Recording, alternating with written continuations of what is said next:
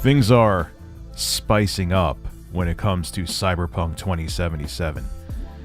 Well, they're getting even spicier. Like a hot habanero pepper. Those are spicy. They'll burn your other hole on the way out, too. Don't ask me how I know. Skip it up and that up! So we know Cyberpunk 2077 has been a complete disaster since it's been released. At least we could say a complete disaster on previous gen consoles, the PS4 and Xbox One, and even the Pro counterparts, the PS4 Pro, Xbox One X, don't fare much better. And if you remember, too, when game reviewers reviewed Cyberpunk 2077, they had to use canned footage that CD Projekt Red handed out. They couldn't use their own footage. And if you've seen what the game looks like, you will know why. On the 8th gen consoles, it looks like sometimes, at least before the patches that have come out recently, it looked like a Nintendo 64 game. Textures on characters would load late. The environment, like sometimes if it needed to load assets, the game would freeze. Like Digital Foundry said, sometimes for like 20 plus seconds. It was borderline, at least, unplayable. And it seemed like when they came out with an apology, it was a canned apology.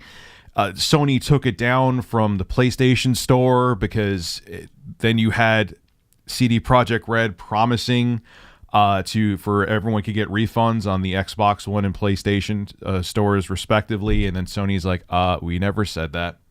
How about we just take down your game? Oh, we'll offer refunds, but we'll also take down your goddamn game from the store because you really annoyed us. It's been a disaster, and due to this, they're facing now a possible class action lawsuit. But CD Projekt Red said, "Man, we're gonna fight it." But you were wrong. You shouldn't fight it because you were in the wrong. You released a broken game. I don't care how long it's been in development, and tricked people into thinking it was going to be a solid piece of work.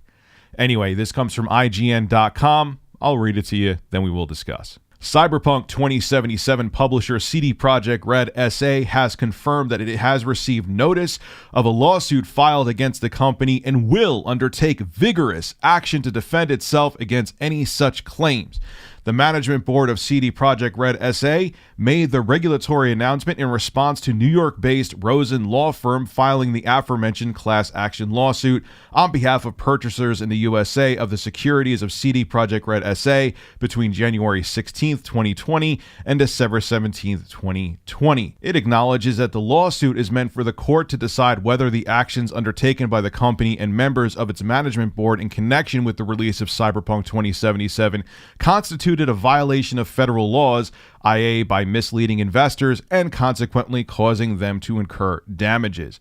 CD Projekt Red also notes that the complaint does not specify the quantity of damages sought and that it will, as previously mentioned, undertake vigorous action to defend itself against any such claims. Now, the New York-based firm, the Rosen law firm, claims that CD Projekt Red made false and or misleading statements and or failed to disclose that Cyberpunk 2077 was, and this is true, virtually unplayable on current gen Xbox or PlayStation systems. I believe they meant to say previous gen, due to the enormous amount of bugs.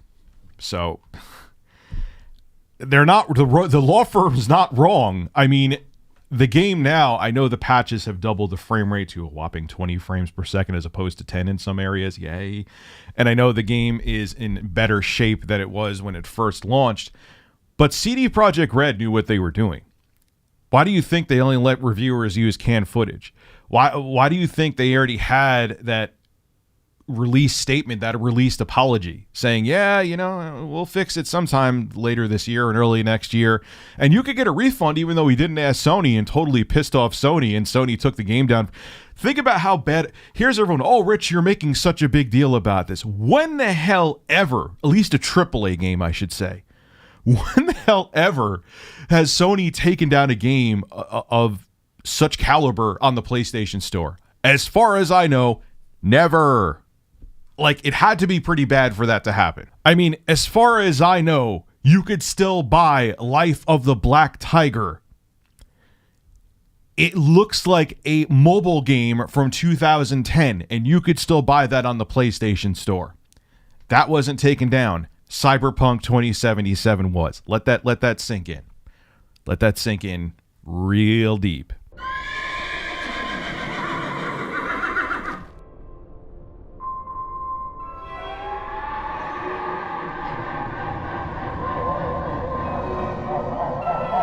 So look, I'm not a legal expert. Maybe this will end in CD Projekt Red's favor, even though it really seems like they were flat out wrong. But whether they win the case or not, they did mislead people. The publishing side of CD Projekt Red, I should say, misled people. And they put out a game that was broken. I don't care. I don't care that the game has been in development since before the 8th gen consoles launched. At that point, if anything, in my opinion, what the hell would another few months or even another year at this point? What would have been so bad?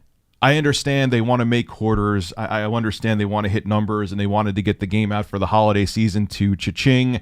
And I know the game is still sold well, even if you account for refunds that were given to people.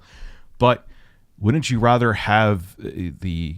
Everyone loves CD Projekt Red because they were so pro-consumer. They came out with DLC you didn't have to pay for. They were when they put games on PC, you could buy them without DRM. Like they were seen as the very pro-consumer company, and all that goodwill they basically threw it down the toilet with Cyberpunk 2077 because they wanted to make that cash money for the holiday season. And was it worth it? Now they're facing a lawsuit. And now people don't trust them anymore, or at least as much as they used to. No, it wasn't worth it. But money makes people do stupid things.